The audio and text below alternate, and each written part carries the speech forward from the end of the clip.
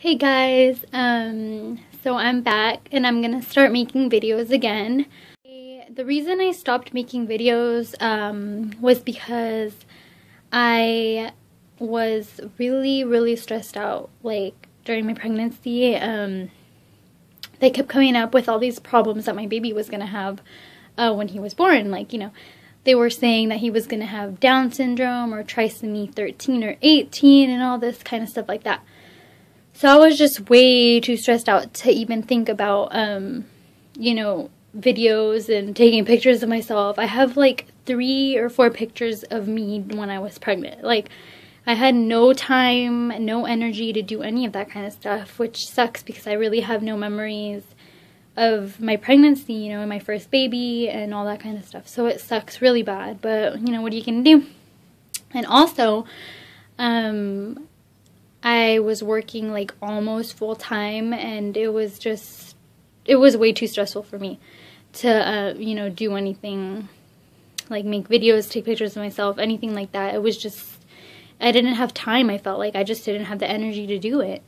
So yeah, but now I'm going to make videos again, because I want to be able to have memories of, my baby growing up and all that kind of stuff. Be 4 months old this next week coming up. So I'm gonna update you guys a little bit on, like, how everything has been since the last time I made a video. Okay, during my pregnancy I had to go to ultrasounds like at least once a week, usually twice a week, just because they were telling me that my placenta wasn't providing enough nutrition to the baby, and he wasn't growing and gaining weight sufficiently.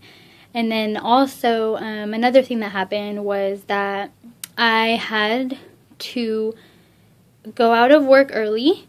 My baby was due January 20th, and I had to leave work like December 15th, I want to say, like December 15th, I think it was. Amniotic fluid was super low. I was resting for about a week, and then my fluid did go up quite enough for them to think that it was safe in there for him to stay, which was really good. So that got me really happy. I was so happy. On December 21st, I got a call from my doctor.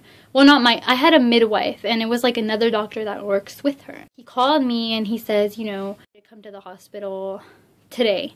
The baby needs to come out, either via C-section or, we're going to need to induce you. And let me just tell you guys that he was breech. So he said, if we're going to induce you, we need to flip the baby around, which is, I forgot what it's called, where they flip the baby around. I forgot what they call it. But they wanted to do that and then induce me. And he said, if that doesn't work, then we're going to have to do a C-section. He said, so you need to come in now at the hospital. That was around 10:30 or 11 o'clock in the morning. So he said, you know what, first go to your ultrasound thing. It's right next to the hospital. When you're done with that, just walk right over to the hospital and we're going to get this started. And I was freaking out. That was the scariest morning of my entire life. Like, you have no idea. I was not expecting that. I mean, he was due literally a month after that day. Like, so I was like super freaked out. I didn't know what to do. So I called my mom. My boyfriend was actually living with me at the time. He was able to move in once I told my parents. When I told my parents, actually, let me just tell you guys real quick. I told my parents that I was pregnant when I was 5 months. I waited a super long time, but I was so glad when I got it over with, because they weren't even really, I mean, my dad was a little mad, but my mom was like not even mad at all, which was really good. Not what I expected at all. So I wish I would have told them sooner, but I didn't, and everything happens for a reason, so I guess it was okay when I told them, So anyways, so I went to my ultrasound. My blood pressure was super high because I was so nervous. I was freaking out so bad. So my mom said she was going to head over there. She was just going to try to have someone cover her shift at work really quick, so she can just head over there, because she was freaking out too. She didn't know what was going to happen either. And my boyfriend was like in shock. So yeah, so before I get to like what happened after my ultrasound and all that, let me just tell you guys that about like, I want to say 5 days before this happened, I thought my water broke. I was in a store, and I was in the dressing room, and I changed. I took my pants off because I was gonna, you know, try on these other pants, and like a gush of water just fell out of me, you know, and it was so freaking scary. I almost died. I called my mom, and good thing is she was there with me, and you know, I was like, I think my water broke, and like I smelled it and everything, and it didn't smell like anything at all. So I thought, you know, that's definitely my water. It wasn't yellow, it was clear, and it smelled sweet. That's amniotic fluid, I thought. I mean, that's what they say it's like, so I thought it was it. You know, so I rushed to the hospital. My boyfriend got out of work. He had to go meet me over there really fast. I was freaking out. I didn't know what was going to happen. I wasn't ready. They said it wasn't my amniotic fluid, so they said it was probably just pee, which is totally embarrassing. But I guess it happens to like a lot of people where they told me that it's common. Like a lot of women think that their water broke, but it's actually just pee, and it doesn't smell like pee, it doesn't look like pee, nothing of that sort. So I was like, okay, I guess it's not that gross then, even though it's still kind of gross because it's pee. But I guess the reason it was clear and stuff was because it's just water, you know, because you're just drinking so much water when you're pregnant. But anyways, back to what I was saying. So I went to my ultrasound. They checked my blood pressure. It was super high, all that kind of stuff. And they did an ultrasound. Baby was still breech. So another thing to worry about, I guess, you know. So then when I was done there, I headed over to the hospital. I was so scared. You guys have no idea, because it just happened so fast. Like, I was in the hospital an hour after I got the call from the doctor, even though I wasn't even going to go to a hospital that day. You know, I was just going to go to my ultrasound thing, then we were going to go have lunch somewhere, and then we were going to watch a movie. You know, it was his day off. So you know, it was just totally freaky. Sorry I keep looking that way. It's because I'm recording from a window, and we have a baby lamb and a mommy lamb, and there's just like, the mama's kind of limping a little bit, so I don't know if she got hurt or something. I'll show you them real quick. There's the baby lamb. She's so cute. And mama lamb's right there too. Okay. Anyways. Okay. So, when I got to the hospital, they had me in the thing already in their system. So all I had to do was just walk up to labor and delivery. They got me in my room. I undressed. I went in the robe, all that kind of stuff. And then, you know, I just waited there because I guess the doctor was going to get there at 5, and it was around 12. So I had to wait till 5. I couldn't eat anything. The doctor told me, did you eat breakfast? I said yes. I only had like, I had like a peanut butter sandwich and like some milk. That's all I had. And I wasn't allowed to eat at all, like, the whole day, technically. So, I went ahead and just waited there, and, you know, waited there and just waited there some more. It seemed like it took forever.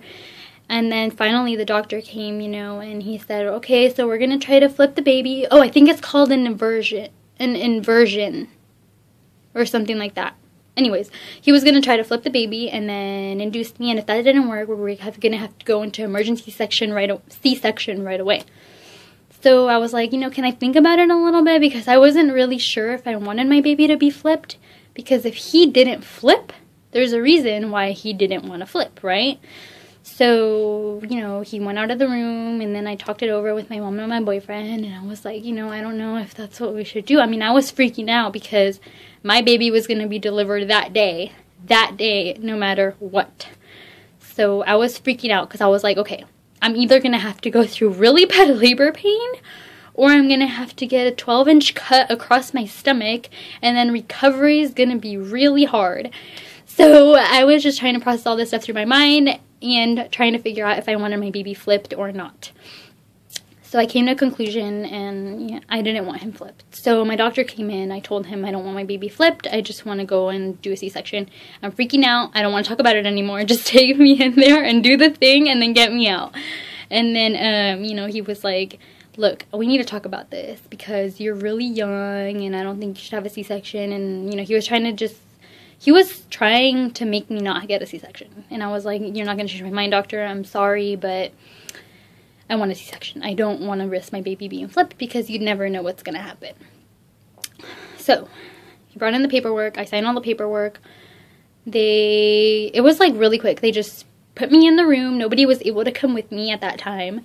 They put me in the room and they made me sit down like on the bed. It was so hard because my stomach was in the way. I was just like bending over and it was like super hard. And then they're like, you know, this might sting a little bit, but it shouldn't be too bad. And then they're like, boop! And then they laid me down like really fast. Everything was like fast. I mean, I had no time to think. Like, it didn't even hurt, the little pinch in the back. It hurt nothing at all. I didn't feel anything. I didn't even know that they did it yet.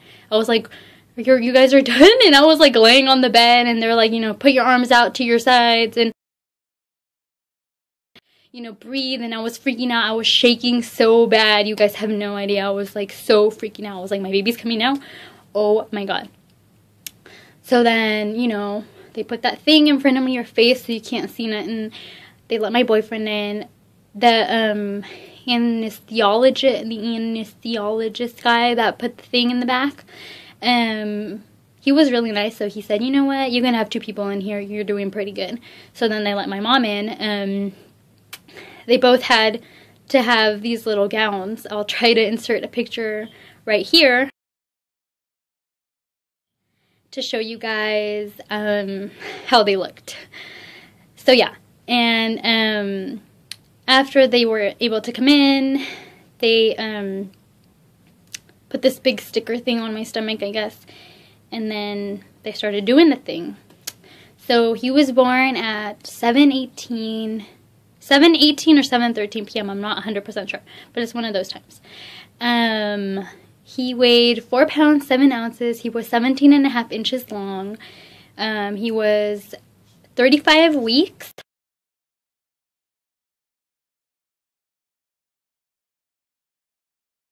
So he had to stay in the NICU for 2 weeks. And then he graduated at the NICU after 2 weeks. When he was born, he had the umbilical cord wrapped around his neck twice. And he was born and he wasn't breathing. He didn't want to breathe. So I was like freaking out. I was like, is he okay? Is he breathing? The doctor's like, he's gonna breathe. Don't worry. And I'm like, he's gonna breathe? What is that supposed to mean? So he wasn't breathing. He didn't want to breathe. And then I was freaking out. Everyone was freaking out. And then finally you heard this little squeak and I'm like, was that the baby? Was that the baby? And everybody's like, yeah, that was the baby. And I'm like, oh, good thing. He breathed. So he was on oxygen for like 2 minutes. And then they took him off. He was on no oxygen, no IV, none of that stuff. So he was a really strong little baby boy. He was tiny, like super small, but super cute, super strong, super smart. The only thing he needed in the NICU was a feeding tube through his nose. And I'll try and insert a picture. And the reason he needed that was because he wasn't able to eat all the food he needed. He would get tired of sucking a bottle, you know, so he wouldn't be able to gain weight if he didn't get the tube. And you know, I wasn't too happy about it, but what are you gonna do? You know, it's either that or your baby. I was able to do breast milk. I wasn't able to breastfeed in the hospital, but I was able to pump and breast milk him. A week after he came home, my breast milk dried up. I was trying to go to a lactation consultant at least once a week, and that didn't help. I spent tons of money on like herbal supplements and all that kind of stuff to try to get it up, and teas and all that. Nothing worked. So, you know, I said, oh well. He had a little bit of formula in the NICU, so I mean, that was my worst fear, was giving him any formula. He already had it, so why not just, you know, do formula? I wasn't going anywhere with my breast milk. It was just exhausting for me and exhausting for him to even try. So I thought, you know, what's the point? You know, it's not going to work. So I stopped, and now we're just doing formula. He's on the Gentle Ease. He was on the preemie formula called Enfacare, but he was gaining really good weight, so they took him off that. He's on the Gentle Ease because he had a lot of gas. The last appointment he had was about a week ago, and he weighed 10 pounds, 7 ounces, and he will be 4 months old next week on the 21st. So he's, you know, he's really good. I think that's pretty much all you guys need to know about my labor and delivery and everything, why I wasn't doing any videos and all that kind of stuff. Do a 4-month postpartum and a 4-month update on him. I hope you guys enjoyed this video, and I will be back with another one. Bye!